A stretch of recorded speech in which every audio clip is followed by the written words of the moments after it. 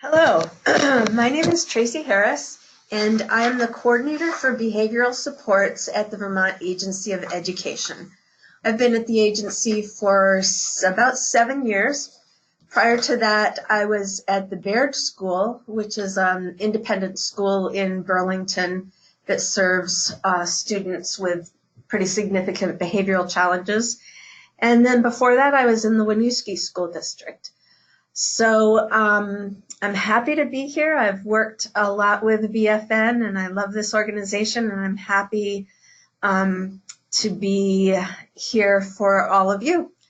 I did want to preface this by saying that I did gear this webinar toward families more than toward professionals. So if you're a professional listening in, there may be some things that you already know, but so I'm really gearing this toward families. Okay, by way of introduction, I wanted to explain the purposes of Rule 4500, which is the rule, the state board rule that governs the use of restraints and seclusions. So the purposes are to create and maintain a positive and safe environment. The purpose of Rule 4500 also is to promote positive behavioral interventions and supports. And lastly, to ensure that students are not subjected to the inappropriate use of restraint or seclusion. So in terms of where Vermont stands with regard to restraints and seclusions, there is a publication put out, and I have the a link here on the slide that you can access that. The woman who puts out this report updates it every few years, and it was most recently updated this past July. And what this publication does is it analyzes and rates the state's laws and rules on restraints and seclusion. So in that report, and consistently throughout the years, Vermont has rated very high in terms of what they call meaningful protections for all students, not just for students with disabilities. So, for example, it might rate things like, does your state limit the use of restraint and seclusion to only those imminent threats of danger of physical injury? And so Vermont is one of 23 states that does that. Vermont is one of only 3 states that regulate the use of prone restraints. Now, there are some states that have banned prone restraints, so I'm not bragging that we're at the top of the heap there, but we do put pretty strong regulations around prone restraints. We're one of 10 states that ban restraints that restrict breathing, and we're one of 15 states that require parental notification on the same day that the behavior occurred or that the restraint and seclusion occurred. So those are just some examples that sort of show you how that publication is designed. It's pretty interesting to look at. What our data shows at the Agency of Education, so the Agency of Education gets the actual reports of restraint and seclusion whenever they rise to a certain level of reporting. So building administrators and parents always receive written notification. Superintendents of school districts get notified under certain situations, and then the highest level of reporting comes to the agency. So we get reports whenever there has been a restraint or seclusion that has lasted for more than 30 minutes, or that has resulted in an injury to either the staff or the student that required outside medical attention. And the last reason that we would receive a report would be if there was a violation involved in the restraint or seclusion. So the data that I've compiled for last year shows that our numbers are pretty low in terms of those most significant restraints and seclusion. Last year, there were 66 students who were involved in those types of restraints and seclusion. Most of them are on IEPs, but certainly not all. Most occur in our public schools, but that makes sense because public schools is where most of our children are being educated. And most occur for students in grades K through 3. The most common staff members that are involved in those are behavior interventionists and school administrators. What I want to do first is to go into some definitions before I launch into what is and what is not permitted according to the rule. And I need to be really clear in these definitions, even with veteran teachers. There are some stipulations that maybe may not be intuitive. So you'll see as we go along. And be sure to type in your questions. I hope I'll have time to answer all of them. If not, I'm always available by phone or email, and you'll have that contact information at the end of the webinar. So let's define seclusion. Seclusion exists under two circumstances. One is that a student is confined in a room or an area alone.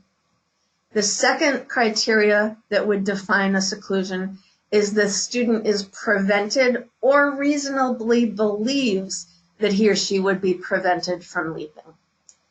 So a seclusion is not a timeout or a private processing session where the student and a teacher go somewhere else. And yes, they are out of the classroom. Yes, they are maybe confined and not permitted to leave, but they're with a staff member. So that doesn't count as a seclusion because the student is left alone. So throughout the webinar, I'm going to give you some examples, and I'm going to ask you, after you hear the example, to type into your, what is it called? The question box. The question box. I would like you to just type in usually it's a simple yes or no. And we'll see how well I have done at explaining just exactly what a seclusion is. So let's talk about Logan. And I'm not going to get into who Logan is or what exactly occurred, just for the sake of defining what a seclusion is. We're going to say that Logan walked into the quiet room with his behavior interventionist. The door was closed, and the behavior interventionist told Logan that he would not be permitted to leave until he had discussed the incident with him. Inside the quiet room, the BI, behavior interventionist, first modeled some coping skills and helped Logan de-escalate. And then they processed the situation and made a plan for what would go differently the next time. So I'm going to give you just a few seconds of think time, and I'm going to, I gave away the answer. And I'm going to ask you, so was Logan secluded in that example? Was this a seclusion or was it not a seclusion? And go ahead and type in. Great, I see one response. I'll wait a little bit more. Don't be shy. Go ahead and there's no, your answers are only seen by myself and Janice, so don't be afraid if you might get something wrong. There's no shame here. But in this instance, Logan was not secluded. That was not a seclusion, because although he was not permitted to leave at his own discretion, he wasn't alone in that space. Let's do another example. Lorenzo this time. Lorenzo stepped outside of the classroom with his teacher's assistant. He said that he needed some space to cool off. He was pretty hot and bothered over something that had happened in class, and he just wanted to cool off. So the teacher's assistant let him go down to the quiet room on his own. She followed, and he did so. He went into the room that's typically called the quiet room in his school. He went in there, he closed the door. The TA told him take the time that he needed. She would check on him, and to just open the door when he was ready to process what was going on. So let me ask you this. Was Lorenzo secluded? Yes or no? Go ahead and type your answer into your question box.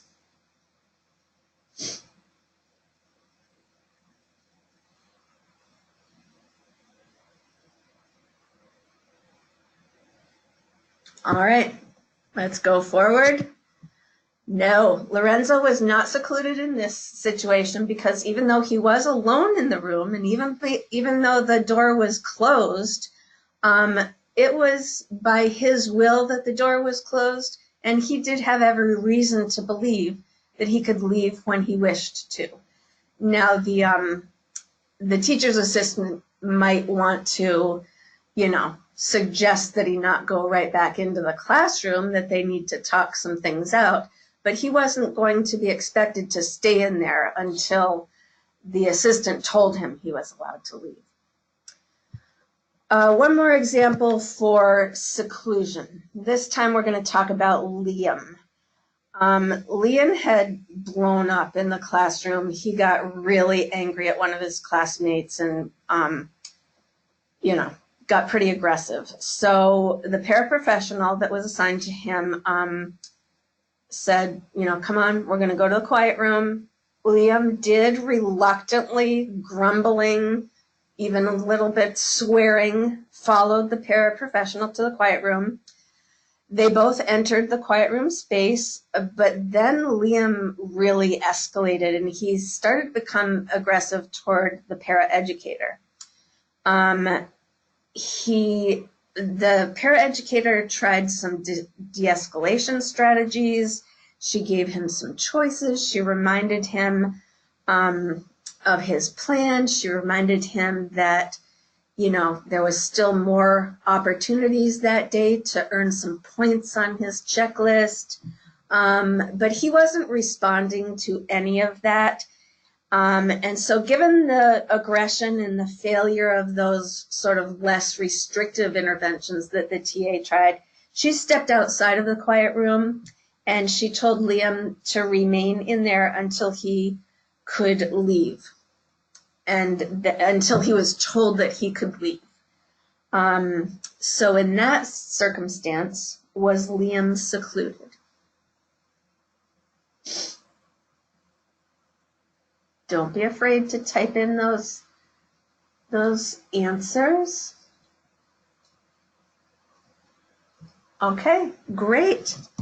In this case, Liam was indeed secluded because he was alone in the room and he wasn't allowed to leave whenever he wanted to. Good job, guys. Let's, oh gosh, I do have one more example for seclusion. No, I don't. What am I?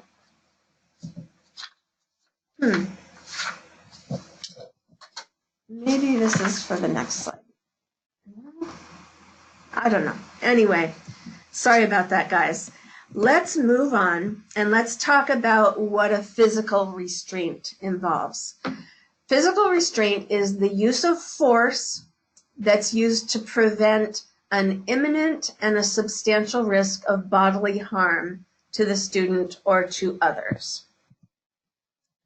A supine restraint is defined as holding a child face up on his or her back. A prone restraint is defined as holding the student face down on his or her stomach. And according to Vermont law, prone and supine restraints are prohibited except when the child's size and severity of behavior would require that level of intervention, because a less restrictive restraint was tried and didn't, people were still getting hurt.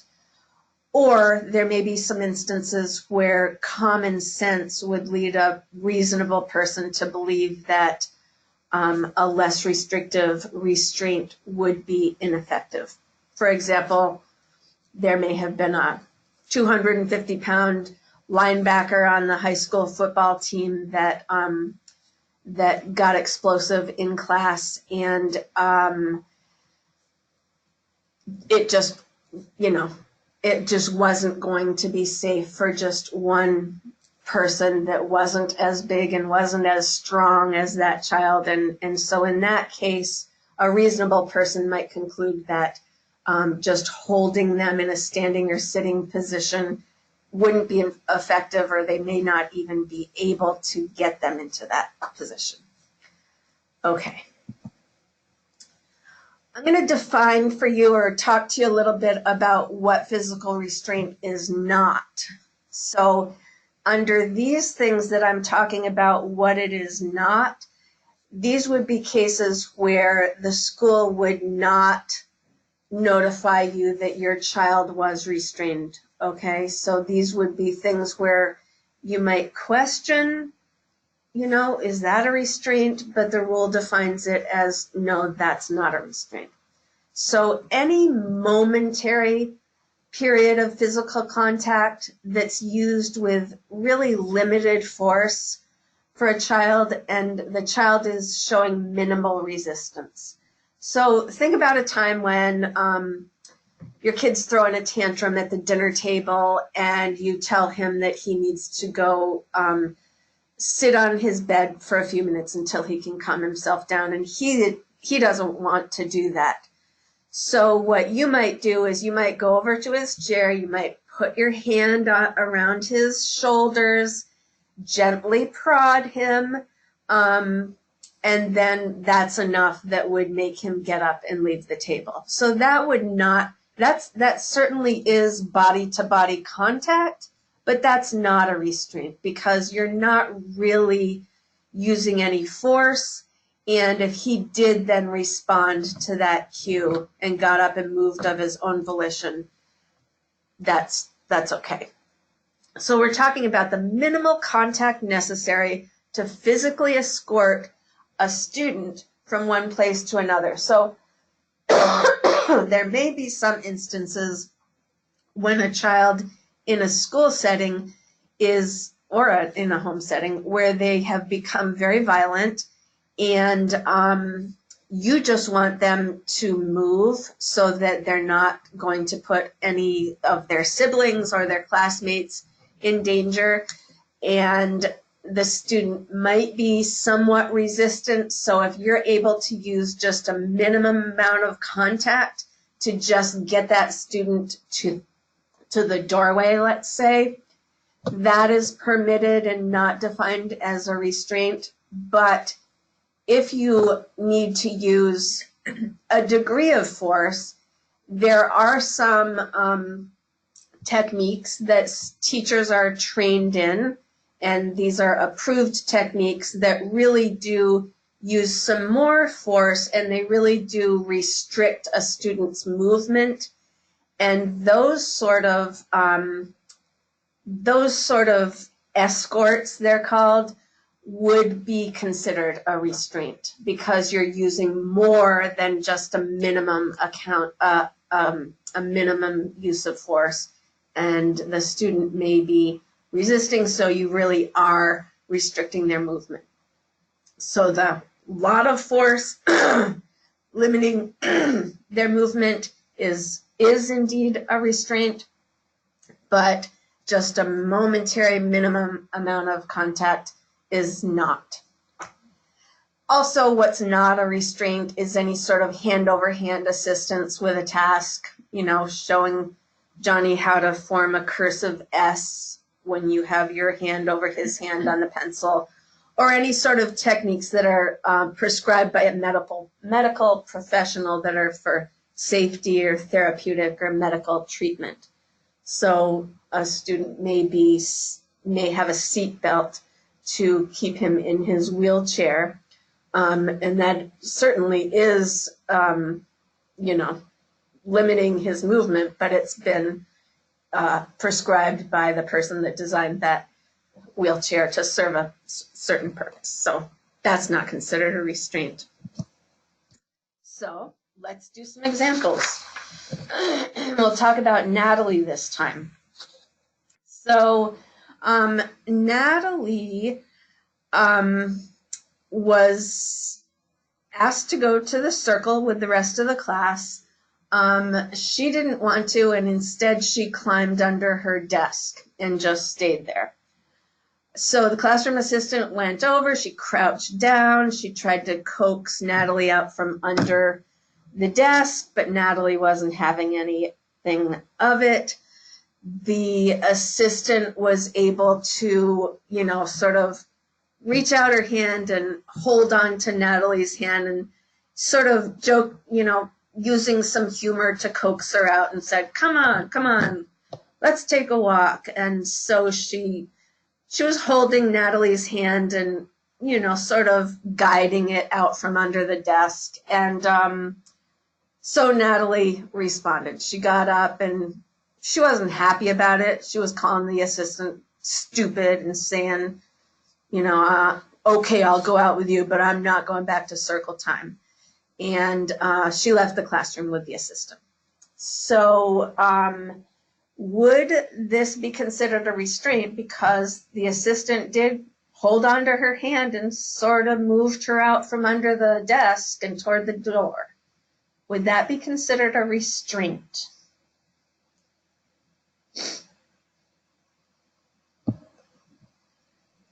All right.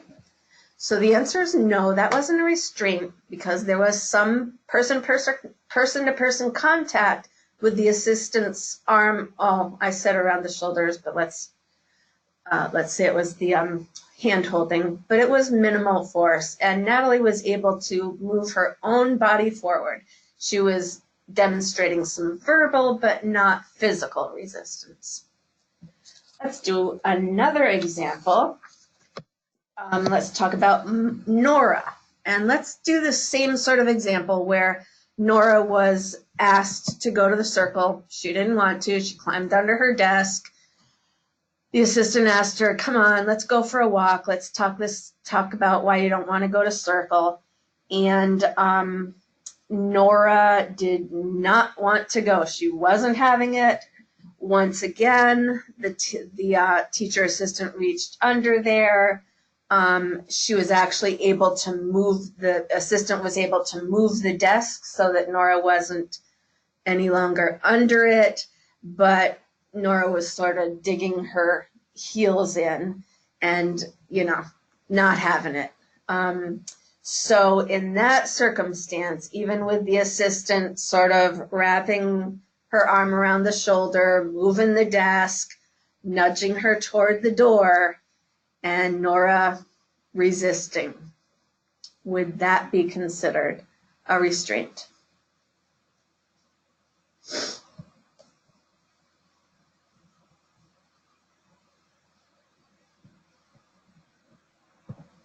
Let's take this a little bit further. Let's say that the assistant was able to get Nora to stand up of her own volition, and then she really put her hands around Nora's shoulders and said, come on, let's go, come on. And really was bringing her toward the doorway. Is that a restraint?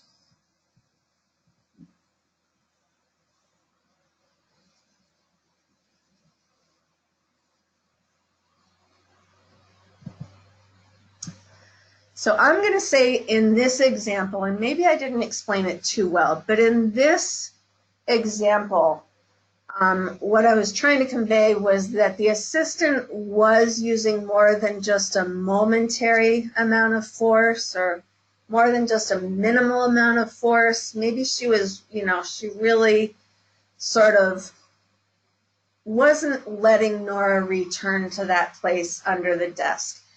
The major thing here is that Nora was actively resisting and the assistant was trying to prevent that, was trying to prevent that resisting and really wanting to move her out the door. So, depending on Nora's level of resistance and their positioning, that may or may not have been a safe maneuver, and so the classroom assistant very well may have moved to a stationary hold, because you don't want, if a student is actively resisting and you are needing to use more than, you're needing to use a fair amount of force, maybe needing to get a second person there, maybe needing to use one of those maneuvers that you've been trained on, it may not be safe to move the student while they're so actively resisting. And that would then require a stationary hold. Okay, let's move on to talk about what is permitted under Vermont rules regarding restraints and seclusions. So we're going to talk about both restraints and seclusions at first. And Vermont rule says that restraint and seclusion may be used only when the child's behavior poses an imminent risk of substantial physical injury to himself, herself, or others. So only when there's an imminent risk and only when there's some substantial physical injury that may result from that. Defining that further, substantial risk means that there is the intent to carry out that level of harm, and there's the ability to enact that level of harm. So a student is posing a substantial risk when there is significant bodily harm that might result. The student is showing that they are quite intent on following through, and they do have the ability to do that.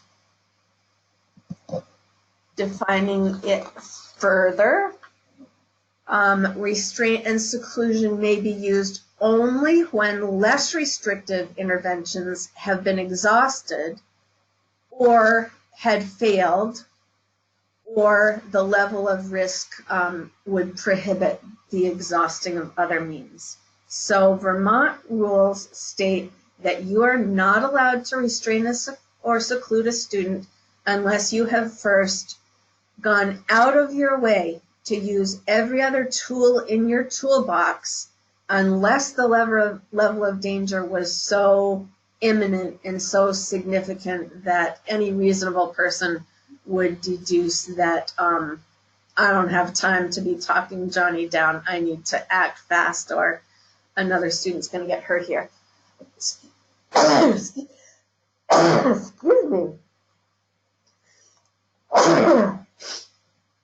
Okay. Oops.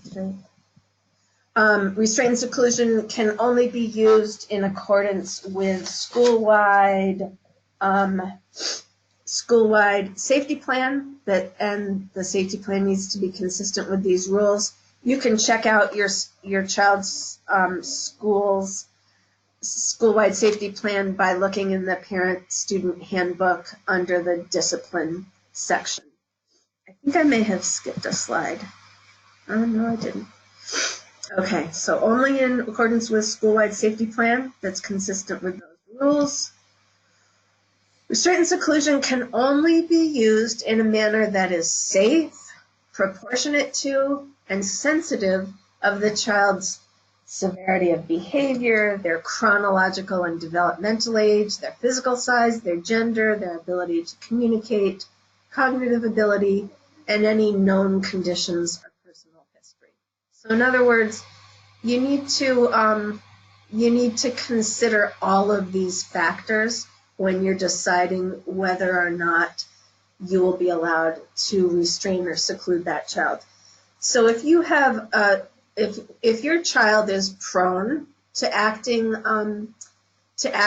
aggressively, you would want to meet with the team ahead of time. You would want to really meet as a team and talk about what is going to be most effective, most safe, most understood by your child. And you would make a plan. You wouldn't write this into a behavior plan because restraint and seclusion is an emergency intervention. It's only used as a last resort when there's an imminent threat of physical harm. So I always advise people, do not put that in the behavior plan. Behavior plans are planned. Restraints and seclusions aren't planned. They're emergency interventions. So you might want to, in the case of your child, if they have a history of being aggressive, you might want to have a team meeting where you develop a safety plan that's separate from whatever sort of behavior plan they're on. A safety plan just informs you as the parent. You can teach your child what may happen. You may show the child what may happen if they become aggressive. And most of all, it guides the staff members in terms of what, in an emergency situation, what's going to be the best way to intervene with your child. And you need to consider all those factors. Okay. Lastly, restraint and seclusion can be used only by staff members who have been trained in the use of restraint and seclusion. So a staff member can be defined as anyone employed by the school or a contracted service provider who has been contracted by the school district. And only staff who have been specifically trained are allowed to restrain and seclude students. And the state of Vermont has a list of approved intervention techniques that schools may choose among, and you have to follow the exact protocols that are in those specific training programs. There is a little clause in the rule here that says that one reason that a non-trained person might be allowed to intervene would be just under some unforeseen sort of nature of danger or circumstances that was just not predicted, maybe by Susie, who really hasn't ever shown any aggressive behavior. It's not expected at all by her. And therefore she didn't have any trained staff with her at the time. But if she was showing some really dangerous behavior that rises to that level, then an untrained staff member would be permitted only when trained people are not immediately available. And you would need to make every effort possible to then get help from someone who is trained. I've only come across this a few times in my years at the agency, but it does happen. Okay, we're going to do some examples. Let's talk about David. So David was in PE class with the rest of his classmates. The teacher had walked this class down to the gym, and the PE teacher was introducing a unit on volleyball. So David got really angry because he was expecting that they were going to be playing basketball and not volleyball, and he really started to escalate. And what he did was he was making all kinds of threats. He moved away from the class. He went and stood in the corner of a gym, away from everyone. He was lobbing just horrific sort of threats toward his PE teacher. He was saying, I'm going to slit your wrists. You better watch your back after school, because I'm going to go out there, I'm going to slit your tires. And you know what, you keep ignoring me. Sure, you keep ignoring me. The classroom teacher had taken, or the PE teacher had taken the rest of the class to the other side of the gym and was trying to get them to become involved in some volleyball drills. That made David even more angry. And, he was standing there saying, okay, you know what? I'm not even going to wait until after school. I'm going to bust into that equipment room right there, and I'm going to get one of those weights, and I'm going to knock you over the head with that. So in this situation, the classroom teacher she was on her way back to her classroom, but she heard David. She went in there, and she was thinking that she may need to restrain him, or at least get him to try to leave the class. And she sensed that he wasn't going to go willingly. So in that circumstance, would it have been okay for the teacher to intervene and to restrain David? He was lobbing some really, really awful threats there. Go ahead and type in your question box. Okay. In this situation, it would not be warranted. David was threatening significant bodily harm, but his body wasn't showing any indication of acting on those threats. There's no imminent threat there. He kept himself in the corner. The locked equipment room was not accessible to him, and he probably knew that because he made no attempt to go there either. So there was no imminent threat there. I'm going to go a lot faster through the next example because I want to be very careful of time here. So let's talk about Daniel. Daniel, let's say it's the same situation. Daniel was David's twin, let's say. And in this case, Daniel is more prone to physically acting out than David was. And so in this case, he had gone over to the corner of the gym. He was lobbing all those threats. And then what he did was he picked up a stray volleyball and he chucked it in the air, and he hit the classroom teacher with that volleyball. The volleyball bounced off the PE teacher's calf. The teacher was able to, use a little quick soccer maneuver to get that ball out of the way, and went on to continue doing the lesson. Classroom teacher observed all this. She saw him chuck the ball. She saw the ball made contact with the PE teacher. Should she intervene? Should she restrain Daniel? Yes or no? And I'm going to say that no, restraint was not warranted in that case. The threat was imminent. It was about to happen. It did, in fact, make contact with the teacher's leg. But that volleyball, it didn't pose a risk of significant harm to the teacher. That's not to say that David shouldn't face consequences. It just doesn't reach the threshold for response. Now, if he had picked up a baseball instead of a volleyball, that may have posed a significant risk of harm.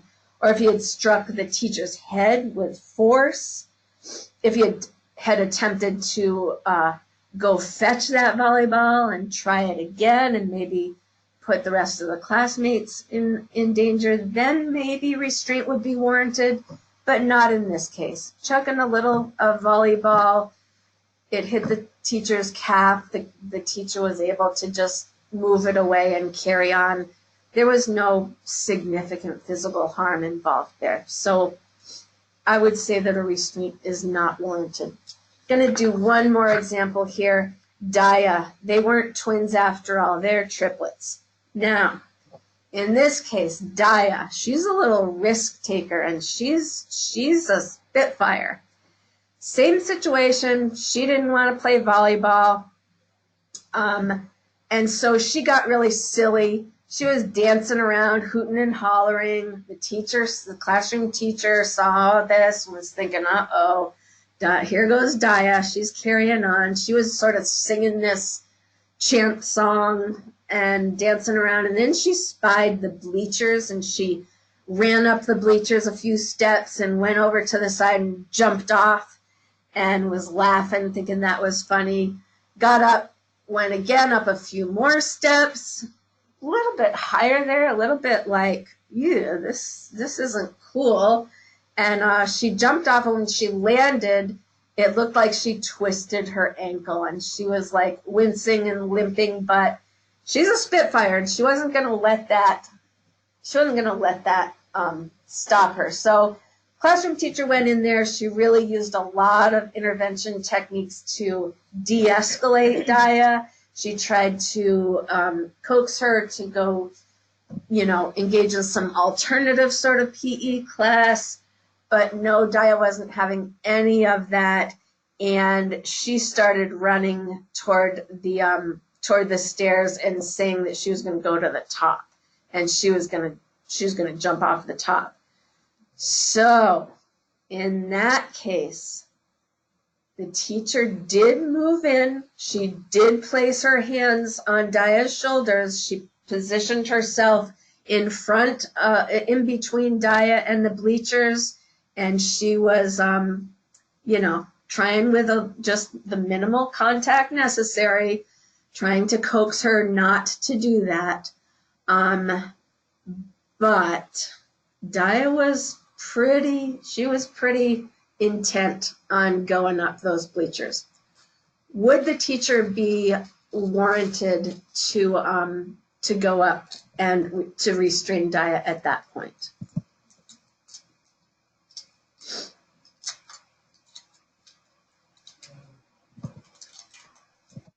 Okay, so let's talk about this one, because this one's a tough call and it's not really clear cut. And I use it here in this example because I want you to understand how teachers and parents, we need to use our best judgment in good faith, and we need to make split-second decisions here. So, you as a parent, I as a parent, I don't have a lot of time to think, but I need to put my judgment into action. What I'm going to say in this situation is that the risk did appear imminent. She was resisting the teacher's person-to-person contact. She did appear ready to dash toward the bleachers again.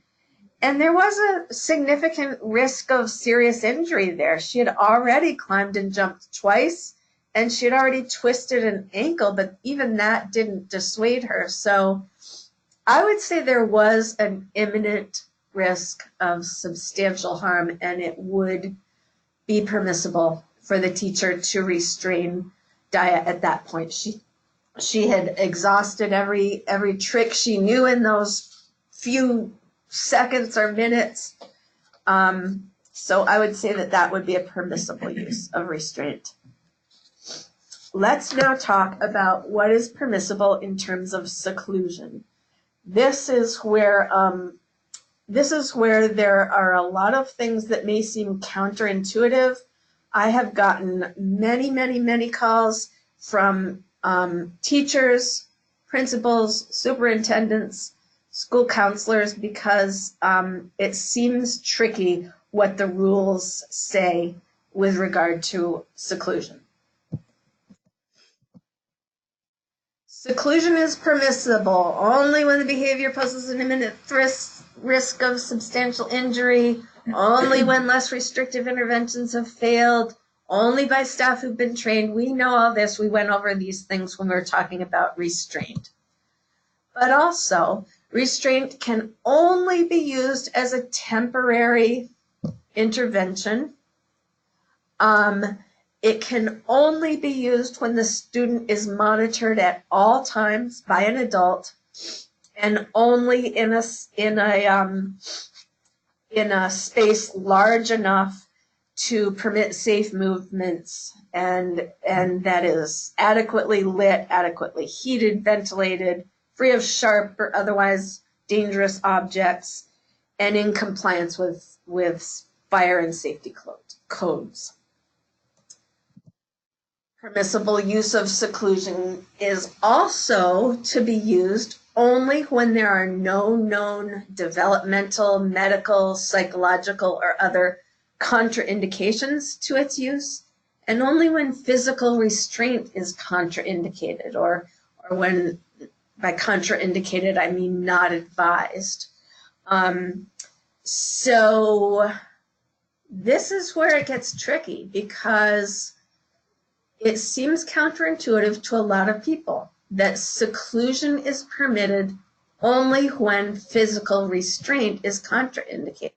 So in other words, what that means is seclusion is prohibited only and allowed only in those situations when a team or a physician or a psychologist has advised the team that physical intervention is not advisable. So, Vermont rule is really clear on this, that restraint is the desirable, the preferable, considered the least restrictive intervention here. And seclusion is the most, and has the most guidelines around it. So let's talk about why restraint might be contraindicated. There might be medical issues that would prohibit the student, fragile bones, loose joints, asthma. So Vermont rule doesn't allow any physical hold that restricts breathing in any way, but some people with asthma might have such severe asthma that even just being in certain positions might cause them harm. Certainly size and strength might also come into play there. Certainly the team would really need to think about a past history of abuse or neglect, and whether or not restraint would really re-traumatize the child. Okay. So, I'm just going to, hold on. So, this doesn't make sense to a lot of people. What I can tell you here is that when the rules were made, 11 years ago, I want to say, 10 years ago, they were made after a lot of public input, a lot of public commentary, a wide array of people and stakeholders weighed in on what the rules should and should not say. And this is what the creators of the rule determined. What I can tell you also is that while it might not seem intuitive to you, seclusion, just like restraint, can be dangerous. It can be traumatic, especially, if, say, a student has a history of neglect or abuse that might have involved confinement. So you really need to weigh those factors. I can also tell you there are some states in the United States that have banned seclusion altogether, so we're not the only ones with this way of thinking. And in fact, there is some legislation at the federal level which has not been passed into law, but if this bill were to be put into law as it is now written, federal law would prohibit seclusion altogether. So that is sort of the guiding principle here, that restraint is more preferred than seclusion, except when restraint might be contraindicated. All right, so let's do some examples here. So let's talk about Kira. So Kira's a high school student. She was PO'd at one of her classmates. They had gotten into a squabble, and Kira pulled her classmate's hair and then punched her. Not once, but twice. The girl had a bloody nose. She had gotten a good swift punch to the eye as well. It looked like the girl's eye was already swelling. And so what happened was that the teacher intervened, and the teacher was able to move the girl who had been hit out of the classroom and was walking her down to the nurse's office.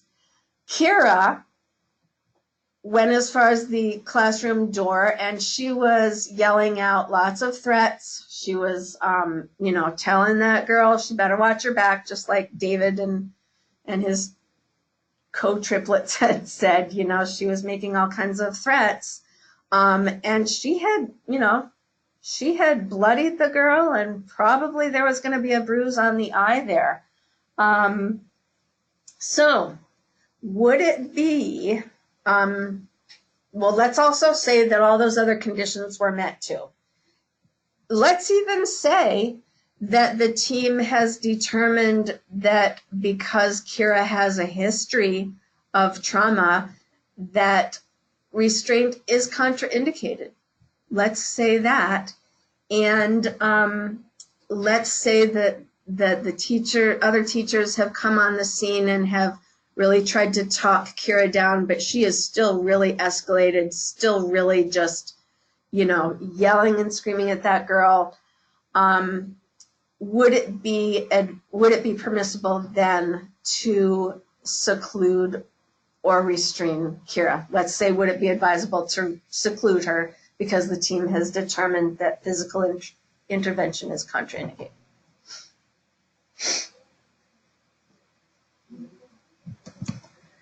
The answer would be no.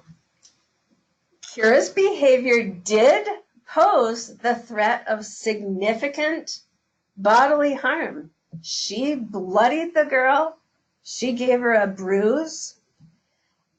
But once the teacher and the classmate left the room, the threat of that harm was no longer imminent.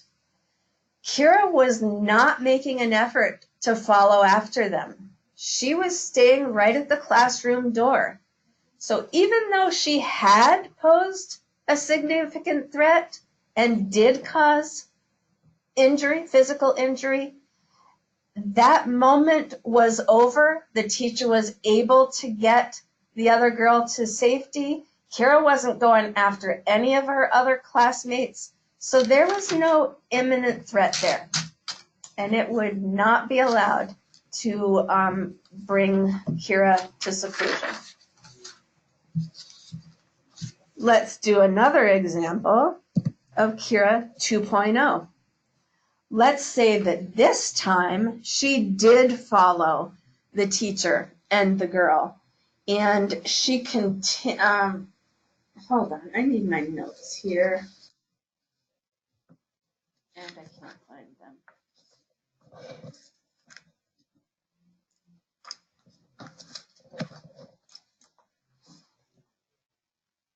All right, I'm gonna have to do this by memory. Sorry.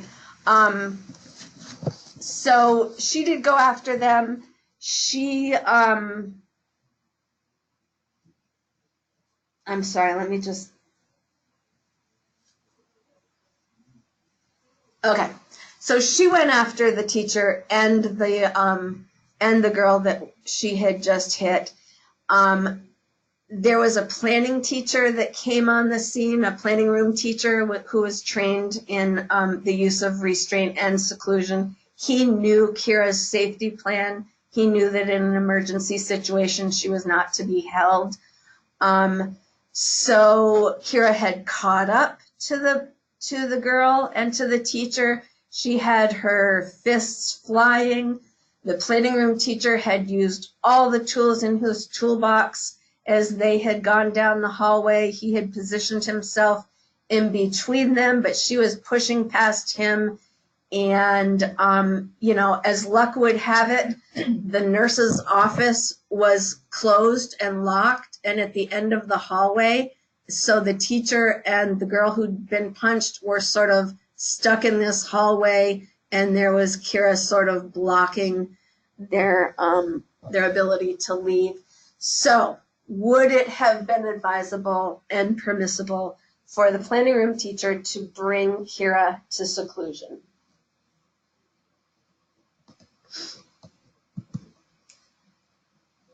Seclusion in that case would be advisable. She had continued to show behavior that was imminently causing harm. The planning room teacher had used a variety of less restrictive interventions. So restraint was contraindicated, so seclusion was the intervention that needed to be used. Oh, I failed to say that the planning room teacher did bring her to the quiet room, closed the door. He told her that she was not allowed to leave until he deemed that she was safe enough to do so. He watched her through the window, and as soon as she stopped being aggressive, she was kicking at the door. And as soon as she stopped that, he asked her if she would like to talk. He gave her the choice of talking there in the quiet room or in his office.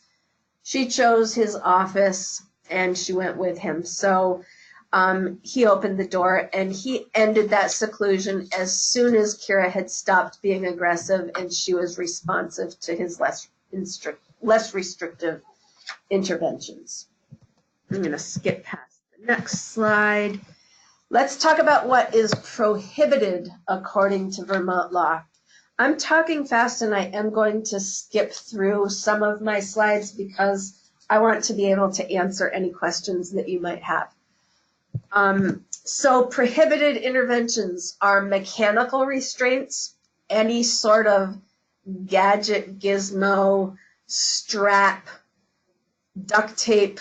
None of that is allowed in Vermont schools, nor are we in the habit and we are not allowed to inject students with substances that would calm them. Chemical restraint is not allowed. Even in schools that serve kids in psychiatric hospitals, it's not allowed. Any intervention that restricts or limits breathing or communication is not allowed. Any intervention that causes pain or is imposed without maintaining direct visual contact is not allowed. Restraint and seclusion isn't allowed just for convenience of the staff. It is not to be used as a substitute for an educational program. It's not a substitute for inadequate staffing or training. It is absolutely not to be used as a form of discipline or punishment. Restraint and seclusions are emergency safety interventions. They are not a form of discipline. They're never to be used in response to disrespect or defiance only. They're not to be used in response to verbal threats that are not accompanied by the means or the intent to carry out that threat. So I'm going to tell you about Sebastian. really wish I could find my notes.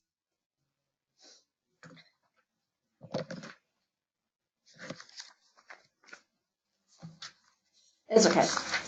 So here's the situation with Sebastian. Sebastian was a 9th grade student he was placed in an independent school that served students with significant behavioral challenges. He had some behavioral challenges, some psychiatric challenges. He was incredibly smart, charismatic, athletic. He stood at just under 6 feet. He weighed in at 185, and he was all muscle. So due to his size and strength, Sebastian's team was all in agreement that physical restraint with him was contraindicated. They had made some attempts in his earlier days at the school, and it just wasn't safe. There were, even with 2 and 3 staff members, it just posed too much of a risk to try to hold him and not hurt him or hurt staff members.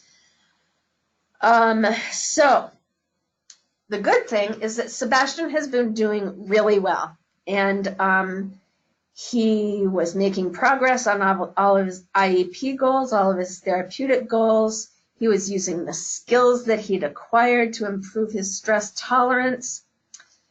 And so there was this one day when he had, it was routine in this independent school that sometimes students had their weekly therapy during the school day. And so he had a session with his therapist. He went back to class, and the classroom teacher could tell that he seemed pretty agitated. So she checked in with him, but he said he didn't want to talk. He didn't want to discuss what was on his mind. He took a seat and he started to draw, which was one of his coping mechanisms that helped him to regulate. But then one of his classmates accidentally bumped into his desk, and the desk and the paper moved, and his pencil made this big, large mark on an otherwise pristine drawing. And that just seemed to be the last straw for Sebastian. He stood up abruptly, and when he did that, his desk toppled over. He stormed out of the class, and he managed to dart through a door that led to the reception area of that building, and he was really in a state of rage. Sebastian's male teacher and another support staff member followed him into the reception area. They were speaking calmly to him, softly to him, but he went over and he picked up one of the armchairs in the reception area. There was a glass enclosed little cubicle sort of thing for the receptionist there, and he lifted the chair over his head. He was saying that he was going to throw it through that glass. The 2 staff members moved in closer. They assumed a non-threatening stance, but one that also put them in a position where they could be defensive and they could intervene if they needed to. They didn't enter his personal bubble, but they were using their tools. He was still going strong. He was like, you could see the rage. He was huffing and puffing and going on and on about. The teachers couldn't tell what he was going on and on about. And he was just enraged. And he had that chair over his head, and he went on for like 5, 10, 15 minutes just ranting and raving and huffing and puffing and, I don't care what you tell me. I'm going to chuck this chair. So, would it be permissible in this situation for the staff members to move in and use one of those maneuvers that would escort him to a quiet room and seclude him? Would that be permitted in this case? Think about all of the things that we've discussed, all of the things that went on, all of the things that we said in terms of what is and isn't allowed.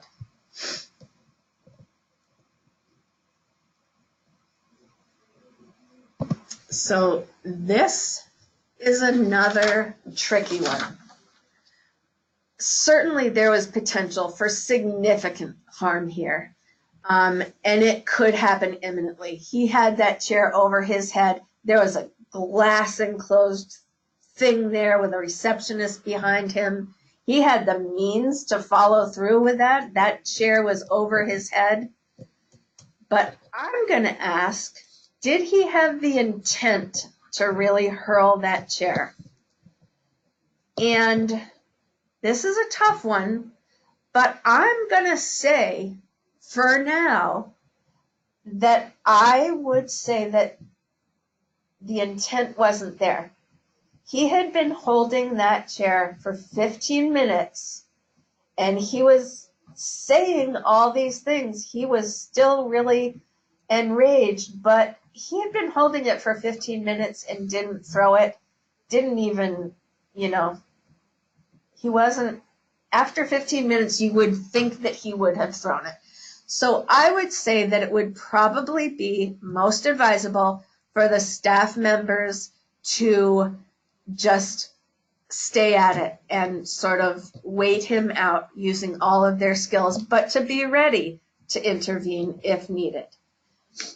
But there are other factors that need to come into play that could change that situation. So those other factors could be, and I lost my notes again, but,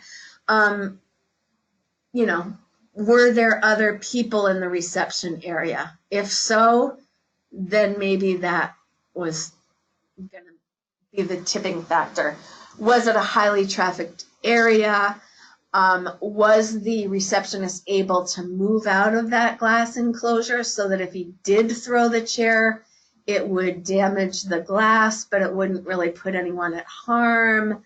You need to sort of weigh in all those factors.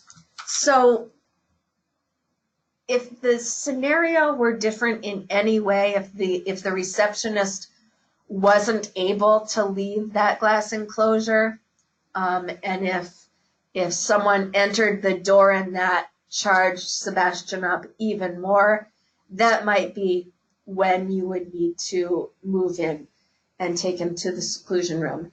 So once again, a really tricky thing. You're needing to make decisions on the spot.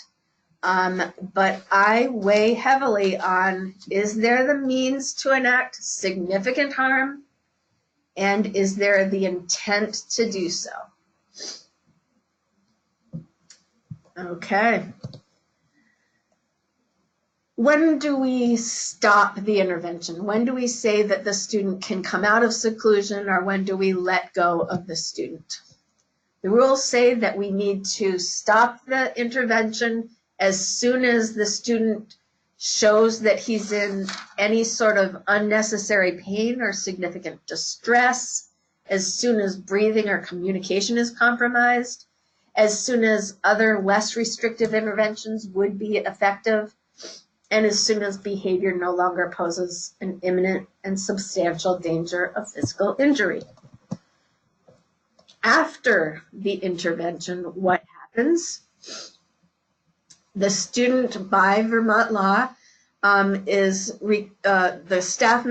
staff at the school are required to conduct a routine sort of physical or medical assessment to make sure that there are no injuries there. And if there were, those injuries need to be documented. The person doing that routine assessment needs to be someone that wasn't involved in restraining the student or doing the monitoring the seclusion.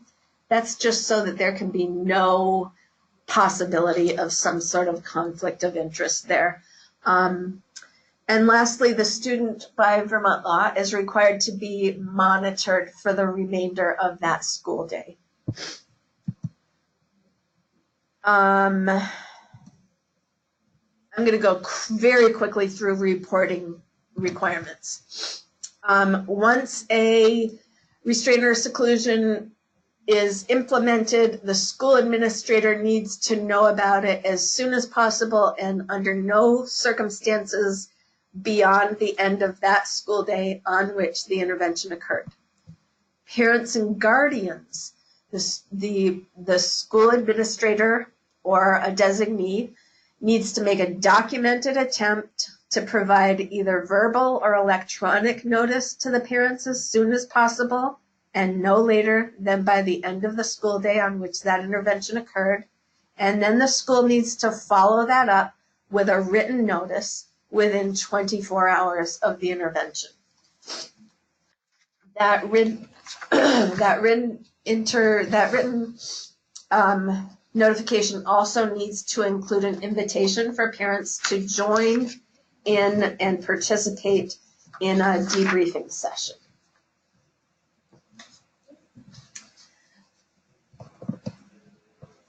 The things that you can expect to receive in that written notification are the date and the time on which the restraint or seclusion happened, a description of the restraint and other interventions that were used, the date and time that a debriefing session will occur, and the name and telephone number of a person that can provide further information about that, about the incident.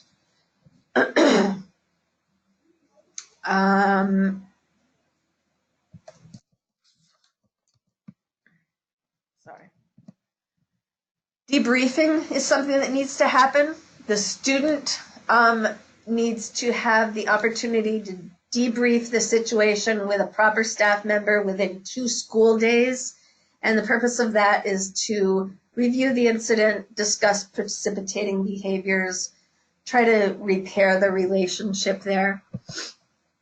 Debriefing has to happen with all the staff members that were involved in the intervention within 2 school days.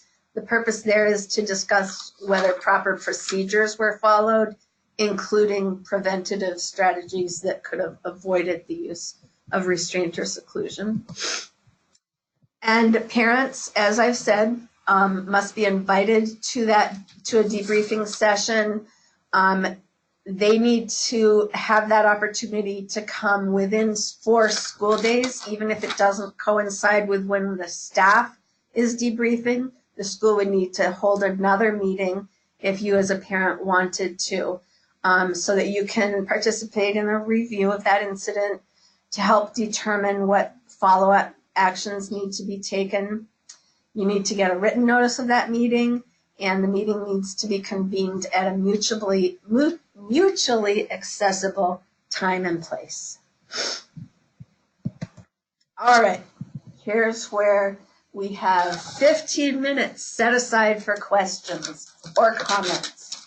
So go ahead. I see some people have already typed in some questions, but go ahead, and this is the time when you can type in your questions. So one of the questions I see says, does the law about restraint and seclusions apply to police officers that work in schools? That's a really good question, and I didn't even discover the answer to this question until it came up last year. I assumed that police officers, even the resource officers that work in schools, I assumed that police procedures would trump school procedures. That's not true. The rule specifically says that resource officers, like contracted staff, when they're acting in that capacity, need to follow Rule 4500. Now, I have not reached out to local police departments, and I think when I do, they're not going to be happy about that.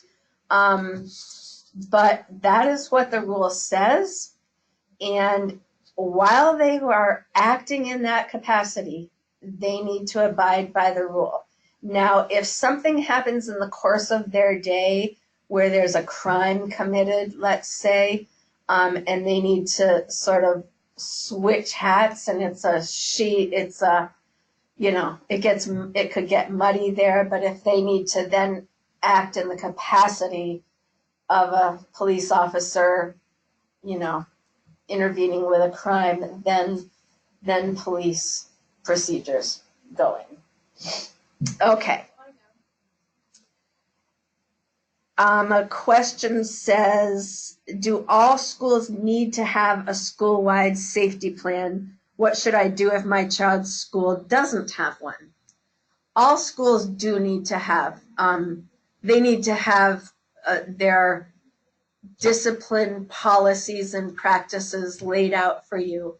In addition to that, they are required to provide you with an annual notification specifically about Rule 4500 and about the fact that they will be using restraint and seclusion, as a last resort in an emergency. They need to stress that that's only used, as an emergency, and that the intent is to use positive behavior interventions and supports. So you should receive that annual notification. It might come in a school bulletin. It may come at the beginning of the year with all those other forms and papers that you get, maybe published in a local newspaper or in the school newsletter. But also every handbook should have discipline practices and procedures. Okay, what does the Agency of Education do when a parent calls you reporting what appears to be a violation of the rules? That's a great question, and that happens pretty often. So what would happen is that I would ask the parent to describe to me from their perspective and what their child has been able to tell them, to describe what has happened. If it seems obvious to me that maybe the school was right here, maybe it's something that one of these tricky aspects of the rule that the parent didn't understand, then I would explain that to the parent. If it appeared really questionable and I was really doubting whether the school had implemented the procedures correctly, I would, first of all, I would suggest that the parent contact the whatever direct staff members they work with, go up the chain of command as much as you need to say that you believe your child's rights were violated by by improperly implementing the rules here. What I also do is that I will then call the school district with your permission, and I would just say that I got a call from a parent who was concerned. I would describe the situation as I know it, again, only with your permission, and I would advise the school of guidance around there. I would hear their side of the story, which may differ from your side of the story. And the last thing that I would do is that I would advise you that you have the right to file an administrative complaint. And those do happen. I work with our legal counsel whenever we get an administrative complaint that involves restraint or seclusion, and I can tell you that we go over those with a fine-tooth comb, and we either we issue a finding either in favor of the parent or in favor of the school. And if it's in the parent's favor, then we will put some sanctions in place for the school. Okay, I see another question here. Where can parents get training on safe restraints? Can you share the Vermont Agency of Education's approved list of trainings? Yes, I can share the list of approved trainings. You can go on our website. If you type into the search bar on our website, Restraints and Seclusions, it will bring you to a page that has several links, and one of those links will give you the list of the training protocols that we have approved. In terms of where parents can get training on safe restraints, I don't know the answer to that. Schools are not permitted to train parents on that because we don't govern you. We don't have regulatory control over you.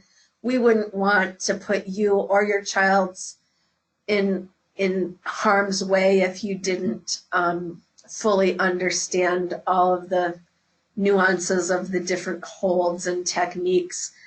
But I can say that during my years in other situations, I think there have been some parents that I'm aware of that have gone to their child's therapeutic team and asked them if they may be able to be trained on some of the techniques. I think in some situations that has happened. In other situations, it didn't. And I know that's not a clear answer. I'm sorry, but that's the best I can do on that one. What information about Rule 4500 is available on the Agency of Education's website? The exact text of the rule is there. All of these are links, so I can tell you how you can search for all the different things. What you would do is you would go on the side of the home page that says Student Support, and then you would scroll down to Healthy and Safe Schools, and then you would further go down that tab to Restraints and Seclusions. And that will bring you to a page that has a lot of links. And so you would find, as I've already said, what safety protocols have been approved. You could find the complete text of the rule.